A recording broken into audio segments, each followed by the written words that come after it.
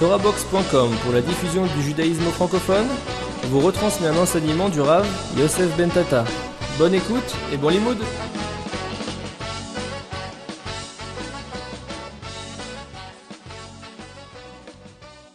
La question Alman Yichra Bet Hamikdash. Alman Yichra Bet Hamikdash. Pourquoi Hachem a détruit le temple? Shalou la Chokhma. Ils ont demandé à la Chokhma, elle n'a pas su répondre. Ils ont demandé aux Nédim, ils n'ont pas su répondre. Ils ont demandé aux Malachim, ils n'ont pas su répondre. Ils ont demandé à tous des êtres spirituels et matériels qu'en ce moment personne n'a su répondre. Ils ont demandé à Kadosh Baruch Hu pourquoi Hachem a détruit le temple. Ils ont demandé à Hachem. Et Hachem leur a répondu alors Ozva Metorati, car vous avez abandonné ma Torah. Comme il leur a répondu. Le bar dans Alachot Orach Chaim, sur le Alachot du Shabbat, le bar ramène là-bas que quelle était l'explication? Qu'est-ce que ça veut dire aux hommes Torati? Est-ce qu'ils pouvaient venir à l'idée qu'à l'époque du Beit Hamikdash, à Shabbat, est-ce qu'ils pouvaient venir à l'idée qu'à l'époque du Beit Hamikdash, ouais, les Bnei Israël n'étudiaient pas la Torah? Moi je dis les hommes Torati. C'était l'époque du Tanaïm à Boutaï. C'est-à-dire imaginez-vous qu'à l'époque du Beit Hamikdash, les Tanaïm comme Rabbi Akiva, ça courait les rues. Un bonhomme pouvait s'asseoir, se marier, un homme se marier. Il avait 4 enfants, il avait 4 Tanaïm à la maison. Il avait 10 enfants, il avait 10 Tanaïm à la maison. C'est-à-dire la plupart des jeunes de l'époque. Un jeune, quand il étudiait à l'époque du Beit Hamikdash, quand il étudiait, c'était pas chaud d'une manière évidente, sans trop de difficulté. Le niveau qu'il atteignait, c'est un niveau d'un Tana. Il devenait un Tana. Il allait étudier à l'Yeshiva, après quelques années du Sheh, il devenait un Tana. Vous imaginez ce que c'est un Tana? C'est-à-dire c'était pas un niveau médiocre. C'est un niveau de très très haut. C'est-à-dire que les élèves de Rabbi Akiva Lema, c'était presque à son niveau à lui-même. C'était des gens d'un très haut niveau. D'ailleurs, vous voyez les élèves qu'il avait, Rabbi Shimon Bar Yochai, Rabbi Meir Bananer. C'est-à-dire c'était des gens d'un très haut niveau. Donc, il y avait de la Torah à l'époque du Beit Hamikdash. Alors pourquoi, quand je vous dis j'ai détruit le temple parce qu'il n'y avait pas de Torah? Si à cette époque-là, il n'y avait pas de Torah, parce que Shalom, alors on va dire qu'Hachem doit détruire le monde, maintenant aujourd'hui, il doit détruire le monde, Hachem. Hein? Et tout le monde comme ça, la Torah, elle était nafous. Elle était nafous dans les rues. On dit qu'il y avait les navis là-bas à l'époque. Le navi, comment ça se passait à Boutaï? Le navi, il te voyait marcher dans la rue, il t'appelait. Il dit viens ici toi. Il voyait sur toi tout de suite ce que tu faisais. Il dit pourquoi tu as fait ça ce matin? Il dit bon non, il peut pas. Comment tu veux faire ça? Tu peux pas fauter. Et le lendemain, il te dit bon demain je te retrouve. Tu reviens le lendemain matin, le lendemain il t'appelle, viens ici. Il a dit pourquoi tu n'as pas fait tchouva encore? Et tu peux pas jouer, tu peux pas mentir, tu peux pas dire oui, il n'y a pas à discuter avec lui. Le Navi voit tout, il voyait tout. Donc lui, Jean Rabotaï, c'est marqué là-bas qu'il dormait pas sans tchouva. C'est-à-dire qu'ils faisaient une là dans la journée, le soir avant de dormir, ils ont fait tchouva. Parce que des cas, c'était plus cher de les réprimander le lendemain. C'est la tchouva, elle était faite. Ils dormaient pas sans tchouva. Ils faisaient Kriyat à la mita le soir, ils faisaient vidouille, la tchouva, elle était automatique. Une avera ne revenait pas. S'ils avaient besoin de faire des korbanot, il y avait le Beit Hamikdash. Ils faisaient des korbanot. C'est-à-dire qu'il n'y avait pas de mitzvah de avera. La avera n'existait pas. Elle durait que le temps de la avera et après ça disparaissait tout de suite. La tchouva était immédiate.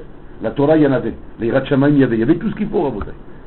Pourquoi alors, quand on a demandé à Boré Olam pourquoi le temple a été détruit, il a répondu Al Ozva Metorati. Ils ont abandonné ma Torah. En quoi ils ont abandonné ta Torah? La Torah la plus florissante, la plus belle, la plus magnifique qu'il y a eu à toutes les époques du monde, c'est la Torah du Beit Hamikdash. Comment Shem peut dire Al-Ozva Metorati? Et on voit dans le bar explique Rabotai cette grande question. Il explique, parce qu'on ne comprend pas la réponse d'Hachem. Et le bar il répond là-bas Mazal Ozva Metorati Al-Shelo Bilchu Batorah Tchila. Il dit là-bas, ils n'ont pas fait les brachot avant d'étudier la Torah. Ça aussi on ne comprend pas. Même cette réponse on ne la comprend pas. Est-ce qu'il peut venir à l'idée, Rabotai, qu'à l'époque du Beit Hamikdash, ils faisaient pas les brachot à Torah? L'Oyum Varchim à la Torah. Si nous, à notre époque, à nous aujourd'hui, Rabotai, on est très loin de la Torah, une chose est certaine, c'est qu'aujourd'hui, un homme qui tue la Torah, c'est bon qu'il fait Birkat à Torah. Il fait Birkat à Shachar, le minimum. C'est où qu'on les fait. Donc Birkat à Torah, Rabotai qu'on le fait.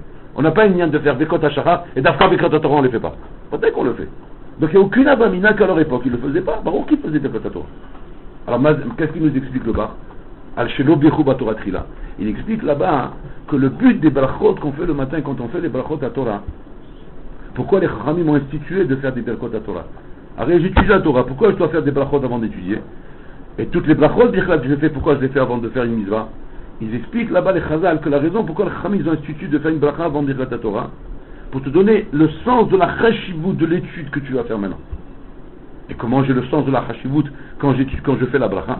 Parce que dans la bracha tu dis ainsi Asher bachar banu mikol amim venatan lanu et torato. Qu'est-ce que tu es en train de dire dans la bracha? Tu nous as choisis parmi le peuple et tu nous as donné ta Torah. C'est-à-dire que Boré Olam, Rabotai, pouvait donner sa Torah à n'importe quel peuple et rendre ce peuple le peuple le plus chachouf de la terre.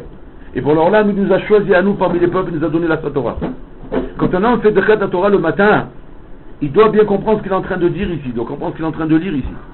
Comment tu peux faire cette bracha le matin et aller vivre comme un goy après? Tu viens de dire Hachem Bahar Banu, comment tu vis comme un goy? Comment tu manges dans un restaurant taref? Comment tu manges du taref? Comment tu mets halal Shabbat? Comment tu peux vivre comme un goy? Comment tu peux marcher dans la rue sans te couvrir la tête? Comment tu peux te marier qu'une goya?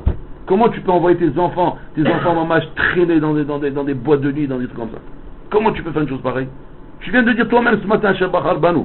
C'est-à-dire que les Berkot Torah, Rabotai, viennent nous apprendre que le plus important dans l'étude de la Torah, c'est pas l'étude elle-même. C'est de comprendre le privilège que tu as de pouvoir étudier. Le srout que tu as été choisi par Hachem. Il t'a donné la Torah. Et bien cette Torah qu'il t'a donnée, t'a rendu différent des autres peuples. C'est-à-dire que c'est pas temps d'étudier, il faut être complètement différent. Et cette différence ne commence qu'à partir de quel moment? Qu'à partir du moment où tu as compris la chashivut de la Torah. Que quand tu as compris l'importance de la Torah. On peut arriver à étudier Rabotai, on peut trouver des gens qui étudient, même toute la journée, mais qui n'ont pas compris l'importance de la Torah. Ils n'ont pas compris l'importance de cette Torah. On peut les prendre en pleine étude et venir leur raconter que la bourse est en train de monter, le dollar il monte, le truc il descend, et ah oui, qu'est-ce qui se passe avec le dollar?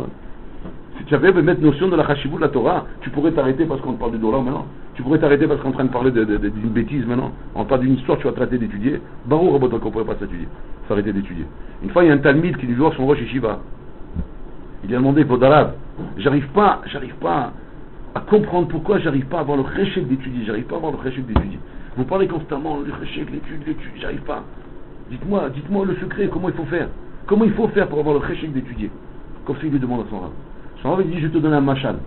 Et ce machal, garde-le bien précieusement, il va t'aider à comprendre comment il faut faire. Et il a dit, expliquez-moi. Et il dit, regarde, si maintenant je prends une grosse bassine d'eau, oui, et je te plonge ta tête dans la bassine d'eau, je te plonge ta tête à l'intérieur de la bassine d'eau, ok? Et je te tiens comme ça ta tête à l'intérieur. Au bout d'un moment, tu vas sentir que tu as besoin d'air, d'accord? Très bien. À ce moment-là, quelques secondes avant que tu ne peux plus respirer, je vais rentrer une pipette, ouais, et je vais te souffler à l'oreille. Je vais te demander, tu es prêt à rester encore une minute et je te donne $1 milliard? Tu peux rester encore quelques minutes, je te donne toutes les entreprises de Manhattan. Le bonhomme, tu te rends compte un peu? Il met le contrat signé, il met le papier signé, voilà, les notaires ils ont signé, c'est pas du blog, genre il raconte des histoires.